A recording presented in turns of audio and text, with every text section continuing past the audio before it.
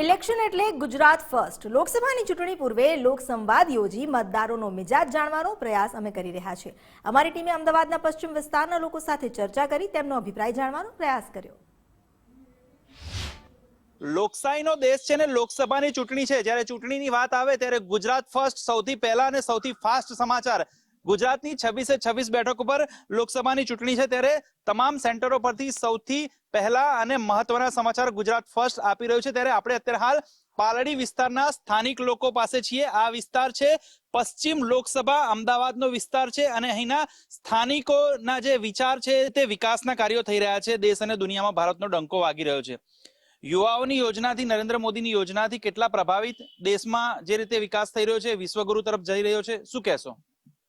યુવાઓ માટે ઇન્ડિયા એકદમ સ્ટેપિંગ સ્ટોન બની રહ્યું છે. હવે પહેલા અમને એવું હતું કે આપણે કશે પણ જઈશું બહારગામ કેવી રીતે તો વિકાસ થશે, પણ હવે એવું છે નહીં. પહેલા જે આપણામાં ચેન્જ આવ્યો છે, જે છે ઇન્ડિયાનું જે ગ્રોથ વધી રહ્યું છે, બધા યુવાઓ હવે એ લોકોને એવું થાય છે કે આપણે કશે બહારગામ જવું નથી, અહીંયા જ ભણીશું. કારણ કે પહેલી વસ્તુ in terms of education, in terms of growth and in terms of prosperity યુવાઓને ચાન્સ મળે છે. અને જેનઝી જે આપણે કહીએ છીએ હમણાં અમારી જે જનરેશન છે એ લોકો માટે તો ખૂબ જ ઇન્ડિયા એક સ્ટેપિંગ સ્ટોન બની રહ્યું છે. અને ઇન ટર્મ્સ ઓફ સુરક્ષા અને સેફટીમાં ગુજરાત તો છે જ. આપણે એવું છોકરીઓને કે એવી રીતે તમે ક્યાંય પણ ફરો રાતે ક્યારે બી તો ગુજરાત બહુ જ સેફ સિટી છે. ખાસ વિકાસના કાર્યોની વાત કરીએ, આ વિસ્તારના જે કામો થયા છે તેની વાત કરીએ. દેશમાં નેતા કેવા હોવા જોઈએ, શું કહેશો? દેશમાં નેતા ચોક્કસ જ મોદીજી જેવા જ હોવા જોઈએ, કારણ કે એમને એટલો બધો વિકાસ કર્યો છે કે મારી દ્રષ્ટિએ તો વિકાસ એ જ મોદીજી છે. એ બિલકુલ સાચી વાત છે કે આપણું રિવરફ્રન્ટ છે, કે સ્ટેચ્યુ ઓફ યુનિટી છે, પ્લસ આપણા ધર્મના સ્થળો કે વારાણસી છે કે ઉજ્જૈન છે, એમને જે આખું બધું જે વિકસાયું છે અને યુવા પેઢીને પણ અટ્રેક્ટ કરે છે. પ્લસ આપણી નાની દીકરીઓ, મોટા વુમન, બધા એ લોકોની જે એ લોકોએ પોલિસીસ કરી છે કે જેથી, અને પ્લસ અત્યારે નવું પણ એમને કર્યું છે કે ભાઈ બધા આપણી ઇકોનોમી માટે પણ કે તમે લગ્ન ને બધું પણ બહાર ના કરો, વેડ ઇન ઇન્ડિયા, જેની શરૂઆત પણ થઈ ગઈ છે. ભલે ચોક્કસ એ અંબાણીજીનું બધું હતું, પણ સ્ટીલ કે એમને ઘણું બધું કર્યું છે કે આપણી યંગ જનરેશન વુડ અટ્રેક્ટ કે ના ભાઈ અમારો દેશ જ બેસ્ટ છે, ઇન્ડિયા ઇઝ ધ બેસ્ટ. પણ ડ્યુ ટુ એના સ્ટેપ્સોન બધા મૂકવા વાળા મોદીજી, અમિતજી અને એમનું ટીમ વર્ક બહુ સરસ છે કે એમને ખબર છે કે અમિત શાહ કે એમની ટીમમાં કોણ છે કે જે આપણા ઇન્ડિયાના વિકાસ માટે આગળ વધી શકે.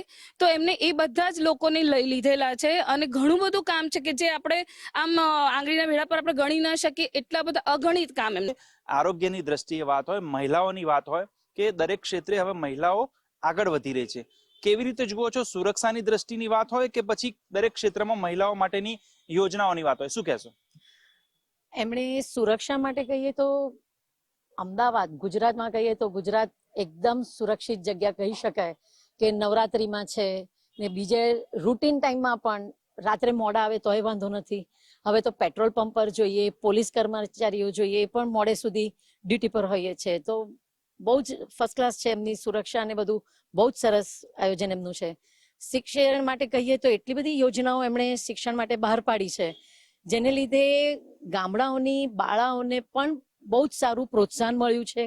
અને જે ગામડાની બહેનો હતી એમને પણ ધંધો અને એના કરવા માટે એક જાતની ઘણી યોજનાઓ છે, જે નાના વર્કશોપ જેવું કહેવાય, એનાથી એ લોકોને ખૂબ ફાયદો થયો છે. ક્યાંક કેન્દ્રની યોજના હોય કે દરેક આરોગ્યલક્ષી યોજના હોય કે શિક્ષણલક્ષી યોજનાઓ હોય, તમામ જે સ્થાનિકો અહીં કેન્દ્રની નીતિ અને જે ઉમેદવાર છે અને જે સાંસદ છે તેની કામગીરીથી ક્યાંક ને ક્યાંક પ્રભાવિત જોવા મળ્યા.